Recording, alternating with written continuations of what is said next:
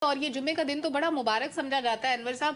اس دن پہ آنے والے فیصلے ہمیشہ ہی اہم حیثیت اختیار کر جاتے ہیں. اس بار بھی کچھ ڈیفرنٹ ہوئے, لیکن اگر ان کیس اس قرارداد کی کوئی آئینی قانونی حیثیت نہیں ہے, اس کا کوئی فائدہ نقصان نہیں ہے, یہ جسٹ ایک سمبولک چیز تھی جو جس پہ آج منظوری ہوئی کثرت رائے سے, پھر الیکشن کمیشن نے فوری طور پہ وضاحت کیوں جاری کی؟ اس کی کیا ضرورت پیش آئی؟ دیکھیے سلما, پہلی بات تو یہ ہے کہ اس قرارداد کو پیش کرنے کا ڈیفینیٹلی کوئی نہ کوئی مقصد ضرور ہے.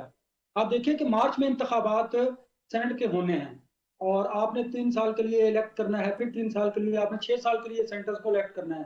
آپ کا آدھا ہاؤس جو ہے وہ اپنی مدت پوری کر چکا ہے.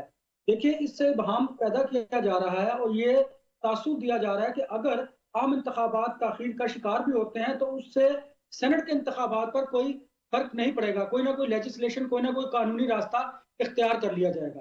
الیکشن کمیشن آف پاکستان کو ڈیفینیٹلی اس پر وضاحت دینی چاہیے تھی. اس کی وجہ یہ ہے کہ عام انتخابات کروانے الیکشن کمیشن آف پاکستان کا کام ہے اور اس کو انڈوز کر رہا ہے, اور اس کو اگر آپ کور کہیں تو وہ سپریم کورٹ آف پاکستان دے رہا ہے. اور آپ نے دیکھا کہ جن اداروں نے سیکورٹی پرووائڈ کرنی ہے انہوں نے بھی واضح طور پر یہ بات کی ہے کہ عام انتخابات کے لیے تمام تر جو وسائل ہیں وہ بروئے کار لائے جائیں گے اور الیکشن کمیشن آف پاکستان کو سیکورٹی بھی پرووائڈ کی جائے گی. اب یہ قرارداد کیوں منظور کی گئی؟ دیکھیے ہمارے ہاں بہت ساری ایسی تھیوریز ہیں کہ جو پراپیگنڈا کے طور پر کام کرتی ہیں, اور یہ ڈیفینیٹلی کسی نہ کسی مقصد کے لیے یہ قرارداد منظور کی گئی ہے. دیکھیے اس سے دو صورتحال واضح ہوتی ہیں. ایک تو یہ کہ اگر انتخابات لیٹ ہوتے ہیں تو اس سے جو سینٹ کے انتخابات ہیں اس میں بھی کوئی قانونی راستہ نکالا جا سکتا ہے. اور دوسری بات یہ ہے, آپ نے سوال کیا تھا کسی پینلسٹ سے کہ سپریم کورٹ آف پاکستان اس پہ کیا کنٹمپٹ آف کورٹ کر سکتا ہے. دیکھیے یہ پارلیمنٹ کی اپنی بالادستی کی بات ہے. پارلیمنٹ قانون بناتی ہے, اس کی تشریح جو ہے وہ سپریم کورٹ آف پاکستان کرتی ہے. ایک منٹ انور صاحب, پارلیمنٹ جو ہماری قومی اسمبلی ہوتی ہے قانون سازی وہاں ہوتی ہے, سینٹ صرف توثیق کرتا ہے, قانون سازی کا اختیار ان کو نہیں ہے. دیکھیے ایسا نہیں ہے سلما, جو نیشنل اسمبلی سے بل جاتا ہے اگر اس کو ریجیکٹ کر دے سینٹ تو پھر آپ کو پتا ہے وہ دوبارہ جو مشترکہ اجلاس ہوتا ہے یا تو اس میں اپروو کیا جاتا ہے یا لیکن انور صاحب بل انیشیٹ سینٹ نہیں کر سکتا نا آئینی یا قانونی طور پہ. بل انیشیٹ نہیں کر سکتا, وہ قرارداد منظور کر سکتا ہے, وہ لیجسلیشن جو نیشنل اسمبلی پاس کرتی ہے اس کو ریجیکٹ بھی کر سکتا ہے, اس میں امینڈمنٹ بھی پرپوز کر سکتا ہے. یہ اس لیے اس کو اپر ہاؤس کرتے ہیں اور اس لیے پھر قانون بنتا ہے. ان کی لیجسلیشن جو ہے وہ سینٹ سے اپروو کروانا ضروری ہوتی ہے. اپروول ضروری ہے نا, لیکن بنانا تو قومی اسمبلی میں. سپریم کورٹ بار بار یہ کہتا ہے کہ سپریمیسی آف دا پارلیمنٹ, تو سینٹ پارلیمنٹ کا حصہ ہے. پارلیمنٹ نے یہ لا پاس کی. اس میں دیکھیں نا جو انور رضا کہہ رہے ہیں نا اس میں تھوڑا سا ابہام ہے میرا خیال ہے. لیٹ می کریکٹ ہم. دیکھیں انور رضا, بات سمپل سی یہ ہے کہ آپ کہہ رہے ہیں کہ جی سینٹ کے الیکشن پہ کوئی اثر نہیں پڑے گا. اور بھائی سینٹ کے الیکشن جو مارچ میں ہونے ہیں اس کا ہاؤس ہی سب قومی اسمبلی اور 4 صوبائی اسمبلی سے ہوتا ہے, وہ ہے ہی نہیں ہے تو وہ الیکشن کیسے ہوں گے؟ اور سینٹ میں الیکٹ ہوئے ہوئے لوگ تو نہیں بیٹھے ہوتے نا, وہ 50% جو لوگ چلے جائیں گے ان کے الیکشن کے لیے ان کا الیکٹورل کالج جو ہے وہ آپ کا قومی اسمبلی اور 4 صوبائی اسمبلیاں وہ نہیں ہوگی تو الیکشن کہاں ہوگا؟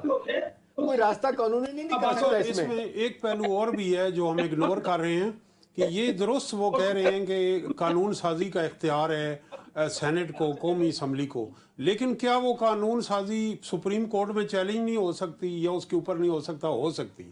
اس کی تازہ ترین مثال یہ تایاد نااہلی والا, اس کے اوپر آخر ہو رہی ہے. اور بہت سارے ایسی قانون سازی ہے جو پھر سوال اٹھ جاتا ہے کہ کس کی سپریمیسی ہے, پارلیمنٹ کی ہے یا عدالت کی؟ سپریمیسی ہے لیکن ماورائے آئین قانون سازی کرنے کی سپریمیسی نہیں ہے. اگر پارلیمنٹ, میں کوسچن دیتا ہوں پینلسٹ سے, یہ قرارداد منظور کر دے کہ الیکشن ہونے ہی نہیں چاہیے تو اس کی کیا لیگل ویلیو ہوگی؟ دیکھیں جی اس کی لیگل ویلیو اس طرح نہیں ہوگی معذرت کے ساتھ ملک صاحب. دیکھیں اگر ہم دیکھ رہے ہیں کہ جو یہ کیس چل رہا ہے اس وقت تایاد نالی والا, بڑے واضح طور پہ وہ کہہ چکے ہم 5-6 جج جو بیٹھے ہوئے ہیں, یہ اگر 150 لوگ بیٹھے ہیں ان سے زیادہ انٹلیکچوئل نہیں ہو سکتے, ان سے زیادہ عقل نہیں رکھتے ہوں گے, لہٰذا جو وہ فیصلے کرتے ہیں ان کو ماننا چاہیے. دیکھیں بنیادی طور پہ آپ کا لوور ہاؤس جو ہے نا وہ جس کو کہتے ہیں لیجسلیشن کرتا ہے, ٹھیک ہے نا, وہی ہے. کیونکہ ڈائریکٹلی الیکٹڈ لوگ, چاہے آپ دیکھ لیں امریکہ میں, آپ دیکھ لیں ہمارے نمائندگان دیکھ لیں, لوک سبھا میں دیکھ لیں ہندوستان میں, انہی کی طاقت ہوتی ہے. تو ٹھیک ہے سینیٹر 100 سینیٹر ہیں امریکہ میں, لیکن ظاہر ہے ان کی حیثیت وہ نہیں جو آپ دیکھیں ریپرزنٹیٹیو کیا وہاں پہ. تو اصل سوال اس وقت یہ ہے کہ یہ اس وقت یہ جو کیا گیا اس کی وجہ کیا ہو سکتی ہے. دیکھیں نہ تو الیکشن سینٹ کے ڈیلے ہو سکتے ہیں, سینٹ کے الیکشن اب یہ ہے کہ ڈیلے ہو جائیں گے, آسانی کے ساتھ ہو جائیں گے اگر خدا نہ خواستہ الیکشن نہیں ہوتے.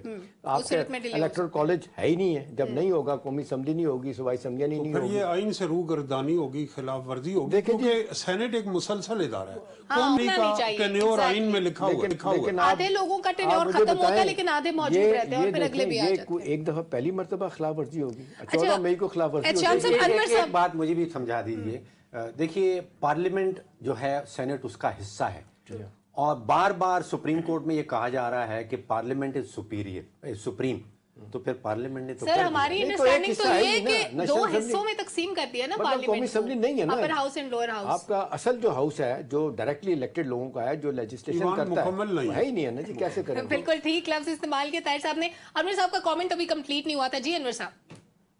میں کہہ رہا تھا سلمان, طاہر صاحب بتائیے گا کہ کیا آئین سے روگردانی پہلی مرتبہ کی جا رہی ہے, اس سے پہلے کتنی مرتبہ آئین کی گئی ہے؟ جی یہ پریسیڈنٹ نہیں کہلا سکتا نا. مثلا جوڈیشری ریویو دے چکی ہے ڈیسیژن کہ جنرل یحییٰ خان کے کیس میں اور دیگر کیسوں میں کہ جہاں پہ آئین سے روگردانی کی گئی تو پھر جوڈیشری نے اس کے اوپر ججمنٹ دی ہے. سیٹھ وقار کا کیس بھی ہے, سیٹھ وقار کے کیس پہ بھی سینٹ نے ایک قرارداد پیش کی تھی, لیکن جوڈیشری کے جو بعد میں فیصلے آئے آمریتوں کے بعد, اس میں انہوں نے وہ دے دی ڈیسیژن, ان کو یوسرپر کہا گیا, ان کو غیر آئینی اقدام اور آئین شکنی کا مرتکب قرار دیا گیا. سینیٹر وقار کو تو فیسیلیٹیٹ کیا گیا, نون میں آگے ٹکٹ نہیں, سیٹھ وقار, جسٹس سیٹھ وقار کی بات کر رہا ہوں. انور صاحب آپ کمپلیٹ کر لیں بات, پھر میں آگے بڑھوں. بس میں یہ کہہ رہا تھا کہ یہ ڈیلیبریٹلی یہ قرارداد جو ہے وہ اس میں سینٹ میں پیش کی گئی ہے, اور اس کا مقصد ہے, اس طرح نہیں ہے کہ کام پیدا کیا جا رہا ہے اور بغیر مقصد کے قرارداد تو آپ کو پتہ منظور بھی نہیں کی گئی.